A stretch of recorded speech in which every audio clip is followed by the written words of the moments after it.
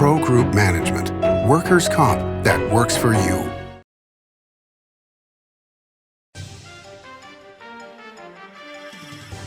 Welcome to Nevada Newsmakers. On the broadcast today, it's all about mining with Tyre Gray, president of the Nevada Mining Association, and Nikki Bailey-Lundahl, government affairs manager for the Nevada Mining Association, right here on an all-new Nevada Newsmakers.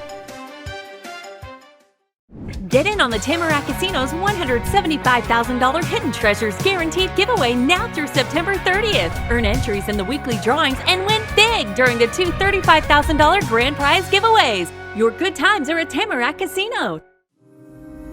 Modern boutique Ahern Hotel and Events Center in Las Vegas. Host meetings and events on 2 floors. Stay in luxurious rooms and suites. Unlimited branding opportunities. Regional Italian cuisine by Chef Mark Segrisi. Flexible event spaces. Full buyout options. Visit ahernhotel.com today. Each day, the Children's Advocacy Alliance partners with leaders, legislators, and families across Nevada to improve children's health, education, economic well-being, and safety. We recognize Nevada will be no better than the state of its children. Be a part of this change. Be a supporter of the Children's Advocacy Alliance. For more information, go to caanv.org. Get in on the Tamarack Casino's $175,000 Hidden Treasures Guaranteed giveaway now through September 30th. Earn entries in the weekly drawings and win big during the two $35,000 grand prize giveaways. Your good times are at Tamarack Casino. This is Nevada Newsmakers with host Sam Shad, a no-holds-barred political forum. Now, from the Nevada Newsmakers broadcast headquarters, here is Sam Shad. And back on Nevada Newsmakers, we are delighted to welcome to the program, not for the first time, he was here 10 months ago, Tyre Gray. He's president of the Nevada Mining Association. And for the first time, Nikki Bailey-Lundahl, who is government affairs manager for the Nevada Mining Association. Pleasure to have you both here. Thank you, Sam. Pleasure to be here. So let's start out with a release that Catherine Cortez Masto put out yesterday, which was talking about the Infrastructure and Investment and Jobs Act, and it includes Masto's bill to promote Nevada's mining industry and set up a sustainable critical mineral supply chain which does not currently exist in the United States. Critical minerals like lithium and cobalt mined in Nevada are largely shipped overseas for processing and manufacturing purpose, but this measure will help Nevada expand its industry and create more jobs in the processing and recycling sectors. How can you expand on that for us? Look, that's really exciting to know that our great Senator Catherine Cortez Masto is looking at ways in order to expand the mining industry. As we know, there's an increased demand for mined items. A lot of people don't make the connection in between our daily use items and mining. But as we look at the green technology and the green future that we want, mining really is the first link in that supply chain. And I know you had a predecessor of mine on the show not too long ago, Tim Crowley, with Lithium Nevada, and he spoke about some of the demands that we're going to have statewide, but also across the country when it comes to lithium. And so our ability to increase what we're doing here in Nevada is really important. Again, we only use about less than 0.5% of all the land in Nevada. And so even if we were to double the footprint of mining, that would still be less than 1%. And the ability to do it here in Nevada where we do it right, we have a really strong regulatory system that is being copied all over the world. And we have an abandoned mine program, a bonding program. If we want to expand domestic mining, we want to do it here in Nevada. It seems to me that it's gone from just mining and profit for companies to an issue of national defense. Yeah, so again, we depend on foreign countries for our mined materials to an alarming rate, in fact. And so our ability to actually have that here in our backyard is important because it will allow us not to have to depend on, again, China and other countries that have large mined materials. What about the conflict that goes on between the environmental community, or at least portions of it, and Nevada mining? Yeah, one of the things I always say is that to not want mining here in Nevada is really to sanction mining elsewhere where they don't have the same environmental standards, they don't have the same civil rights components that we have here. Again, here in Nevada, we have an industry that pays well, highest paying industry in the state, provides its employees with paid health care and the opportunity to retire with dignity through the investments that they make within their workforce. In addition to having very strict, again, bonding standards before a single shovel touches the ground here in Nevada, you must be able to post a bond to how you will reclaim that property. Not only then when you look at the federal statutes and our state statutes, it's just really one of those things where, if we're going to do mining, we're going to want it done here in Nevada where it's done right versus somewhere else where they don't have those same water, air, and quality standards that we have here in Nevada. Brad Kroll, as you know, was on the program recently and talked about Thacker Pass and feeling that a lot of the objections to Thacker Pass could be taken care of and that project move forward. He wasn't so sure about Ioneer, as he spoke on the program, and their project near Tonopah. What are your thoughts on this now that the federal government, in so many agencies, not just Department of Defense, but Interior and others, who are looking at lithium and the needs for lithium and boron and other materials. Is the federal government going to overrule some of the concerns or mitigate some of the concerns so that lithium production can move forward? Because otherwise we're kind of stuck between, pardon the pun, a rock and a hard place on this. Oh, great use of pun there. Our hope is that, yes, I think regardless of which administration you look at, whether it's the Trump administration, the current Biden administration, there's been a concentration recently on trying to develop domestic mining. Because I think there's a realization of the national security component there that comes along with it. And so when we look at these projects, whether Ioneer or Lithium Nevada, I do believe there's an opportunity to mitigate them. And I think, where there's a will, there's a way, right?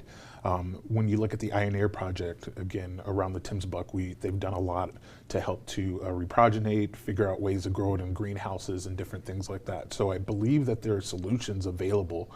We just have to be open to those solutions. And the same thing when you look at the Lithium Nevada project, again, this is a project that's been in development for over a decade. They've been very cognizant of trying to work with the local community and try to figure out ways to get that project to a point where everybody can appreciate the economic value and the good that it will do not only for that area, for the state, and then for the federal government, or I should say for all of us as U.S. citizens. Nikki, one of the discussions that's come on the program with Doug Cole, who runs the lithium recycling plant that's going to go into Fernley, and Brad Kroll backed this up. It just seems like this is a great economic opportunity for the state of Nevada if it's done right. Oh, it is. I think that there's an opportunity for recycling lithium, but there needs to be an understanding too is that there's not enough lithium to recycle everything and no longer mine. And so I think that that's a strong connection to make. We need to mine lithium in the state of Nevada still. All right, let's take a break. We'll come back and we'll take a look back at our legislative session, which I know was fascinating for the both of you. We'll be right back. I'm Jeff Gehrman, an investigative reporter with the Las Vegas Review-Journal. I'm your guide for Season 2 of Mobbed Up, The Fight for Las Vegas. You're in with every gangster and hoodlum in the United States. I don't go for that, Mr. Kennedy. I don't go for that kind of action. I was on television accused of fronting for the mob. Subscribe to Mobbed Up, The Fight for Las Vegas, Season 2, today on Apple Podcasts, Spotify, or wherever you get your podcasts. Serving Our Kids Foundation's mission is to serve homeless, at-risk, and food-insecure children in grades K through 8 throughout Southern Nevada. During the pandemic, Serving Our Kids has seen a 42% increase in the number of children served, providing more than 4,500 meals to kids in over 100 schools weekly. Serving Our Kids is powered by community support and volunteers. To learn how you can help, visit servingourkids.org. What do you count on? You count on your power every day. At NV Energy, we've always powered what's important to you, but we're not looking at the past. We're focused on the future. While our standards are high, our rates will remain low, and our commitment to renewables isn't just meeting standards, but leading the way, because you can count on more than just your power. You can count on the company who brings it to you. That's our promise. You can count on it. This is Nevada Newsmakers. And back on Nevada Newsmakers, we continue our conversation with Tyre Gray. He's the president of the Nevada Mining Association, and Nikki Bailey-Lundahl is government affairs manager for the Nevada Mining Association. So you went into the legislative session knowing that there was a gun aimed at mining in terms of a couple of different things. One, that there were ballot questions that had already been approved to be on the ballot. The legislature had passed on them, so they were going to be on the ballot. And mining taxes were going to be raised here. My understanding is that you had a lot of frustration going through this session. Yeah, look, I think when you look at the legislative session, any legislative session, they all take on their individual characters.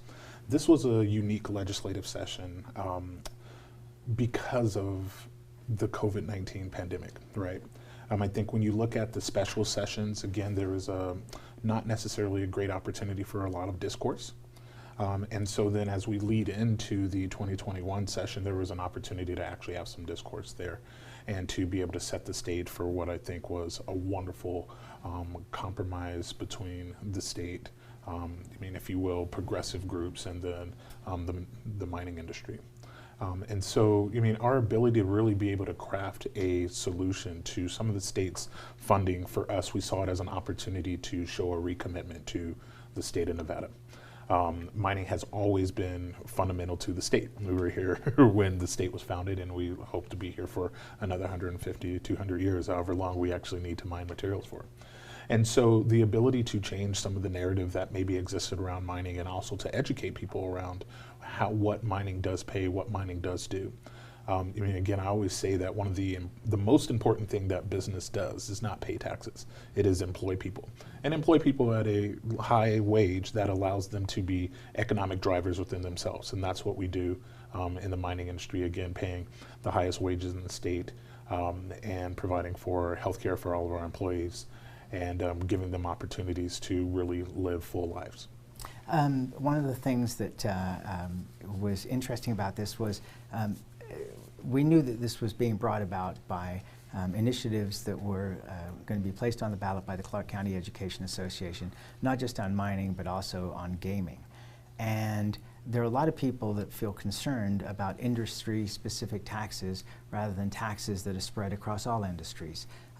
What were your concerns about that going into this? Because you guys willingly went into getting your taxes raised when other people, when there were other opportunities for much more money, I might point out, that were passed by to get these mining taxes.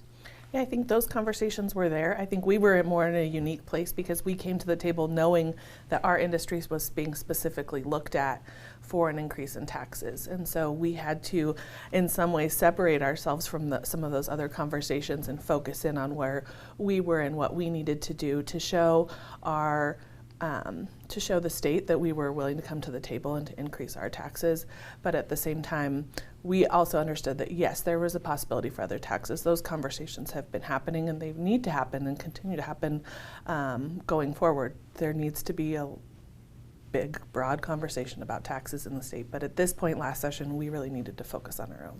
All right, but do you feel that the legislature was satisfied with the amount of money that they got from mining, and that they're not going to come back in next session and ask for more?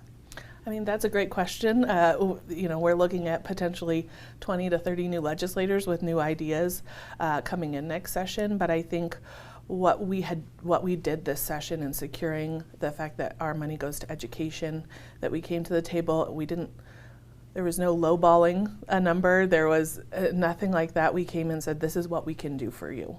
And this is what we can do to stay whole. As you know, the ballot questions would have decimated our industry. And so it was really important for us to be honest and open with what we could do positively for the state. And that actually ended up putting all of our money into education. All right.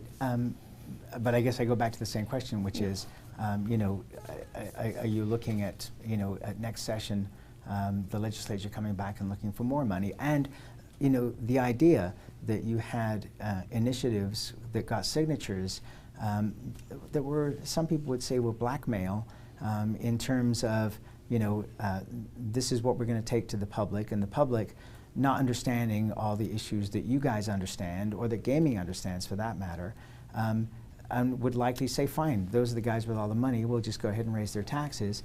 But then, almost magically, those initiatives disappear off the ballot.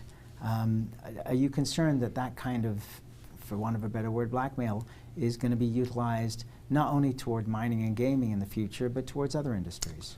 Yeah, Sam, I think, first, what I'll do is draw a distinction between what gaming was looking at and what mining was looking at. So gaming did have petitions that were signed by the people and that were approved.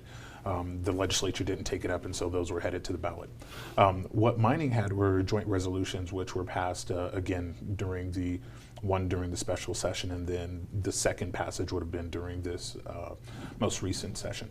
And then that would have sent it to the ballot. For us, really, this is just a unique opportunity to have a discussion that we had actually started to have even before anybody knew about what the COVID-19 pandemic was, right? These conversations around how can mining help the state go back before March of 2020. Sure. And so our ability, again, was it done necessarily the right way? Would I have preferred it to be done a little bit of a different way, particularly through the special sessions? Yes. However, the result and the outcome is actually something that the industry had discussed before this.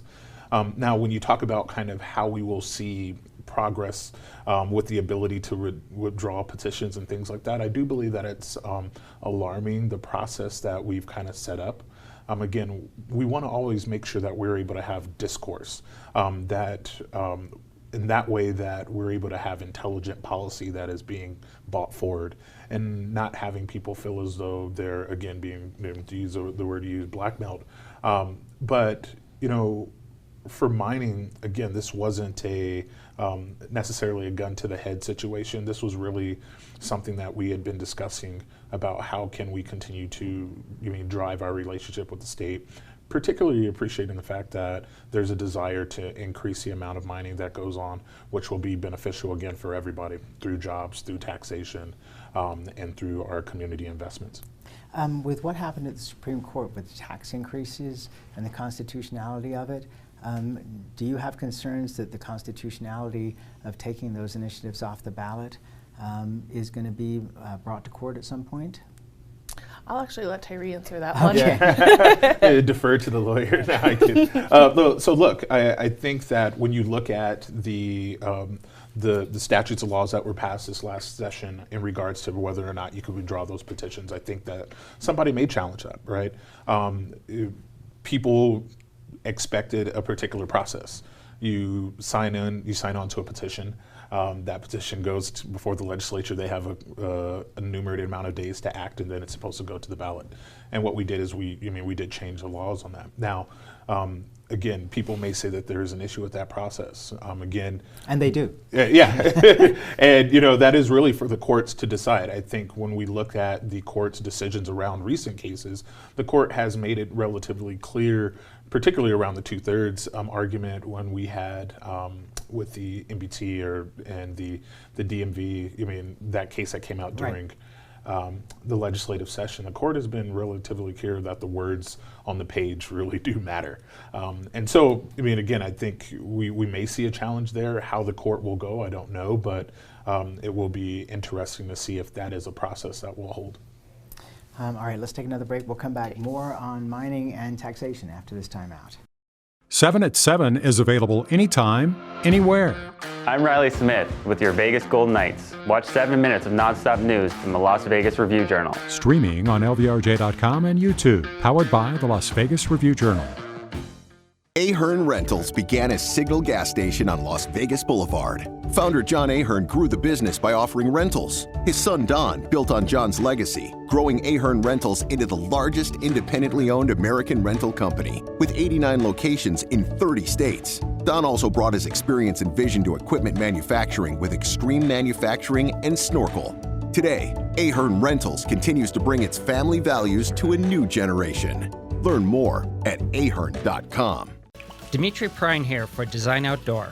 Come visit Design Outdoor's store and backyard to see our wide selection of fire pits, barbecues, and pizza ovens. natural stone water features and fountains, and frost-proof pottery. Our store and backyard are located at 11600 South Virginia, just north of DeMonte Ranch Parkway. Visit designoutdoor.com or call us at 851-9499. One of the most psychologically damaging things parents can do to children in divorce is disparage one another, which is why I can't believe I even have to make this commercial. Half of your kids' genetics come from this person you're spewing hate about. Your children have the right to love you both, but more than that, they deserve to love themselves. Marilyn York might be a men's rights divorce attorney, but this is for every selfish parent. Shut up!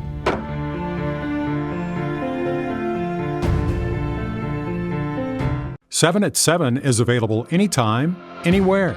I'm Riley Smith with your Vegas Golden Knights. Watch 7 minutes of nonstop news from the Las Vegas Review-Journal. Streaming on LVRJ.com and Twitter. Powered by the Las Vegas Review-Journal.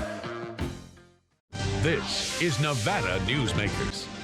And back on Nevada Newsmakers, we continue our conversation with Tyre Gray. He's the president of the Nevada Mining Association, and Nikki Bailey-Lundahl, who is government affairs manager for the Nevada Mining Association. And Nikki, you were very much involved, obviously, in a lot of the negotiations that were going on. But this proposed initiative was what, $1.38 billion in new taxes. And now the tax is just $170 million, is that correct? Around 160 million, yeah. All right, so you know, it's not like you're not going to be paying taxes. My question to you is, how did gaming not end up having any taxes increased at this time? What was the rationale for that and their initiative being removed? I think those were conversations that were happening separate to us in a lot of ways. I mean, we were having conversations and we knew that about our specific tax, but we weren't necessarily in all those conversations with the gaming industry and what they were doing. And so we were, as for myself, I was definitely more focused on where we could get with our specific tax. Do you think, Tyre, that this was in a way COVID related, that the industry had been shut down for 3 months and that this was perhaps not the time to have an increase in gaming taxes on Nevada?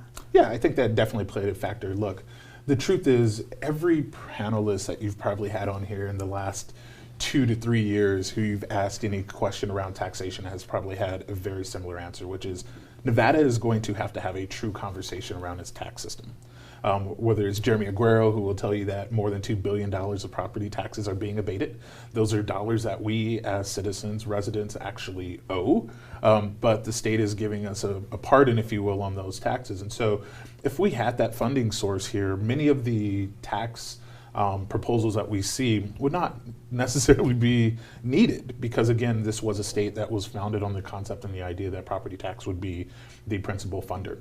And so, but now you have a cap that is, by the way, not constitutional because it's a split rate, 3% for residences and 8% for businesses, but no one has ever challenged that because otherwise everybody's residences would be going up to 8%. Right, and I think there's a wink, wink, nod, nod, nod there. But again, I think, you know, to that end, there's a need to really have that conversation, and my hope is that, you know, the truth is that Nevada will have that conversation. And yes, does that mean that mining taxes, because we are a large property owner in the state, that our taxes will go up by virtue of having that conversation? Yes. However, what that will do is that will really allow us to not have to continue to do what we've been seeing, which is these kind of industry-specific taxes, which truly do damage and harm, particular industries. Again, I think gaming will, have to decide what they will want to do when it comes to taxes. And again, is there a need for increased taxes? I think we could debate that till we're blue in the face. We'd probably need a 4-hour show for that. But that can be arranged, by the way.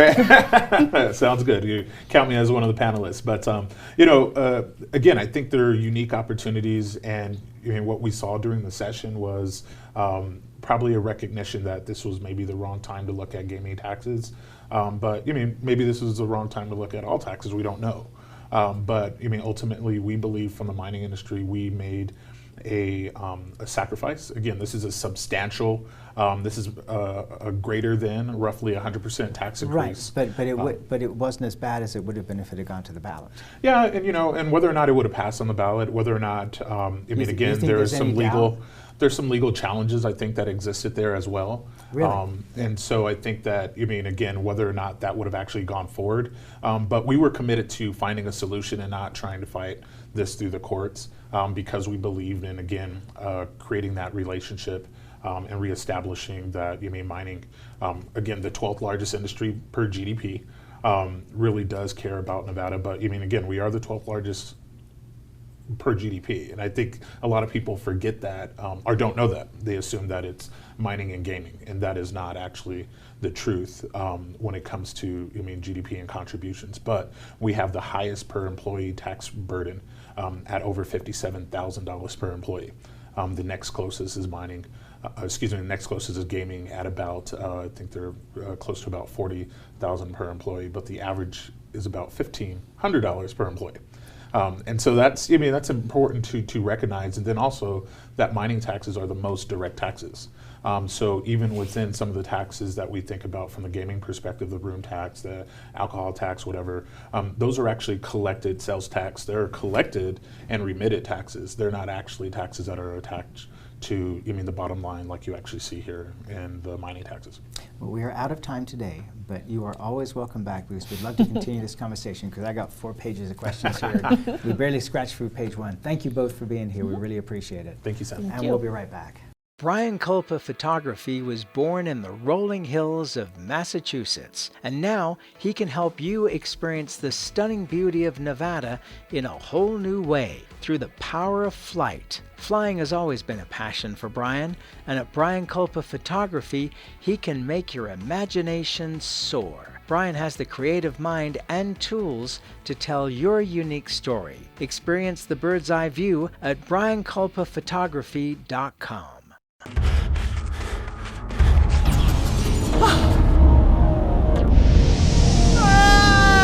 Hey, Dad? What are you learning? This place is great. Huh? You gotta try this.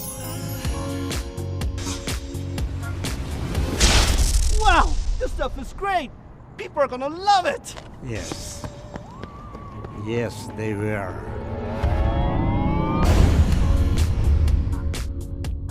As you know, Reno is booming.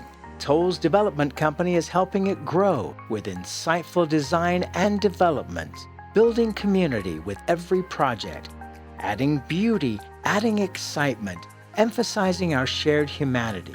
Reno is becoming bigger. Toll's development is helping it become better, more livable, more enjoyable. To learn more, go to tollsdevelopment.com. tollsdevelopment.com. Pro Group Management specializes in providing industries with the necessary components to satisfy and exceed workers' comp requirements. Every business has unique needs and specific regulations. Pro Group Management stays ahead of the curve, providing up-to-date services to keep your industry in top form. Discover how we simplify your tasks, improve efficiency, and reduce expense to keep you moving in a positive direction. Pro Group Management. Workers' comp that works for you. Watch Nevada Newsmakers on YouTube. You can do that now these days. We'll see you on the next broadcast.